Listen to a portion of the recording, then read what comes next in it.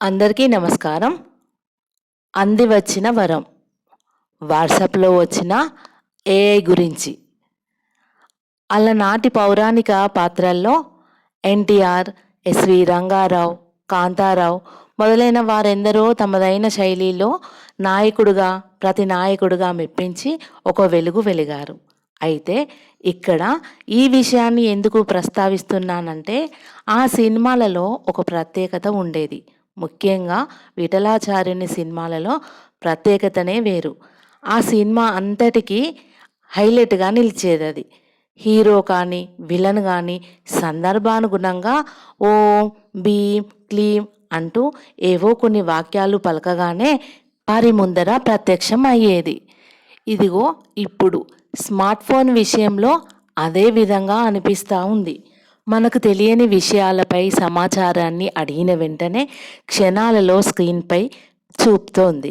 ఇక్కడ ఒక ప్రత్యేకత ఏంటంటే, అది మొత్తం కూడా కృత్రిమ మేధస్సుతోనే. ఏదైతే విషయాన్ని మనం తెలుసుకోవాలని అడుగుతున్నామో ఆ విషయాన్ని సొంతగా క్రియేట్ చేసి మనకు చూపెడుతోంది. ఉదాహరణకి ఒక సన్నివేశంను చెప్పి దానికి సరిపడే ఇమేజ్లను అడిగితే సొంతగా ఇమేజ్లను క్రియేట్ చేసి మనకు చూపెడుతుంది.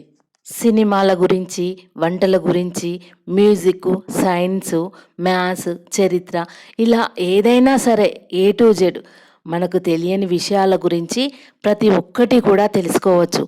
ఇప్పుడున్న కాల పరిస్థితిలో ప్రతి ఒక్కరి చేతుల్లో స్మార్ట్ ఫోన్ స్మార్ట్గానే మెరుస్తోంది. ఎన్ని యాప్లు ఉన్నా కానీ వాట్సాప్ ప్రత్యేకత మాత్రం ప్రత్యేకమనే చెప్పవచ్చును. ఈ మధ్యకాలంలో వాట్సాప్ అత్యధికంగా వాడుతున్న యాప్గా పేరుపోయింది. ఈ వాడకానికి సరైన విధంగా ఎప్పటికప్పుడు యూజర్స్ కోసము కొత్త కొత్త ఫీచర్స్ని అందుబాటులోకి తెస్తున్నారు. దీనిలో భాగంగానే ఆస్క్ మెటా ఏఐ ఎనీథింగ్ అంటూ వాట్సాప్ యూజర్లందరికీ కూడా ఏఐ అతి చేరువగా వచ్చింది. మన చేతిలో ఒక స్మార్ట్ ఫోన్ ఉంటే చాలు, అందులో వాట్సాప్ ఉంటే మరీ మంచిది. ఇక మనకు కావలసిన సమాచారంను పొందవచ్చును. ప్రపంచంలోని నలుమూలల్లో ఏ విధంగా ఉంది తెలుసుకోవచ్చును. ఇవన్నీ చూడడానికి ప్రతి నాయకుడు కావలసిన అవసరం లేదు. ఓం భీం క్లీం అని అనాల్సిన పని అంతకన్నా లేదు. మనకు కొంచెం ఏఐకి చెప్పడం తెలిస్తే చాలు. అయినా దాదాపుగా దీనిని ఇప్పటికే చాలామందే గమనించి ఉంటారు. వాట్సాప్ ఓపెన్ చేయగానే కుడివైపున ఒక చిన్న గుండ్రటి రింగ్ కనబడుతుంది. అది బ్లూ మరియు పర్పుల్ కలర్లో ఉంది. యూజర్ల ప్రయోజనార్థం కృత్రిమ మేధస్సు కలిగిన ఈ గుండ్రటి రింగును ఏదైనా మనకు కావలసిన సమాచారంను అడిగిన వెంటనే సమాధానంతో ఫోటోలను, జిఐఎఫ్లను మొదలైన వాటితో క్షణాలలో తన సొంత మేధస్సును ఉపయోగించుకొని మనకు చూపెడుతోంది. ఏఐతో చాటింగ్ చేయడం వలన చాలా విషయాలను మనం తెలుసుకోవచ్చును. కోరుకున్న చిత్రాలు, ఏదైనా తెలియని ప్రశ్నలకు సమాధానాలను, ఇలా ఏదైనా తనకు తెలియని విషయం అంటూ ఏదీ ఉండదేమో. కానీ ఇక్కడ ఒక విషయాన్ని బాగా గుర్తుంచుకోవాలి. ఏఐకి అర్థమయ్యేలా వివరణతో కూడిన విషయాన్ని చెప్పాల్సి ఉంటుంది. అప్పుడే సరైన సమాచారంను మనము పొందగలం.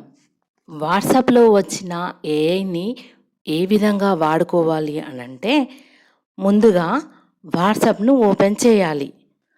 అందులో కుడి ప్రక్కన రౌండ్గా కనిపిస్తున్న ఐకాన్పై క్లిక్ చేయాలి. క్లిక్ చేయగానే కంటిన్యూ ఆప్షన్ వస్తుంది. ఆ కంటిన్యూని కూడా క్లిక్ చేసిన తర్వాత యాక్సెప్ట్ వస్తుంది. యాక్సెప్ట్ చేసిన తర్వాత మనకు ఒక చాట్ బాక్స్ కనబడుతుంది. వాట్సాప్లో ఏఐ గురించి ఇందాక చెప్పిన విషయాలపై ఈ ఫొటోస్ని ఒకసారి చూసి అర్థం చేసుకోవచ్చును. చాట్ బాక్స్ ఓపెన్ కాగానే మనకు కావలసిన విషయాన్ని కరెక్ట్గా అడగాలి. అంటే అక్కడ టైప్ చేయాలి. టైప్ చేయడం రాకపోయినట్లు ఏది ఉంటే స్పీచ్ బర్డ్తో అడగాలి. పక్కనున్నటువంటి స్పీచ్ బర్డ్తో అడగాలి.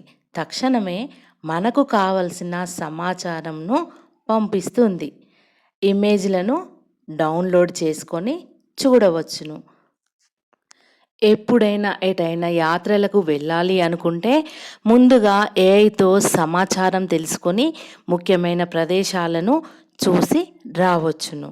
ఇంకా చదువుకునే పిల్లలకి తెలియని విషయాలను మరియు ఏ సబ్జెక్టులలో వాళ్ళకి ఇబ్బంది అనిపిస్తుందో ఆ సబ్జెక్టులపై సమస్యలను ఏఐ ద్వారా తెలుసుకోవచ్చును. ఏఐ చాటింగ్ అనేది చాలా ఈజీ. ఏది ఏమైనప్పటికీ ఈ ఏఐతో ఎన్నో కష్టనష్టాలు ఉన్నప్పటికీ సామాన్య యూజర్లకు మాత్రం అందివచ్చిన వరంగానే చెప్పవచ్చును. గూగుల్లో, క్రోమ్లో మనకు కావలసిన సమాచారంను పొందవచ్చు, కానీ వివిధ సైట్లను ఆశ్రయించాల్సి ఉంటుంది.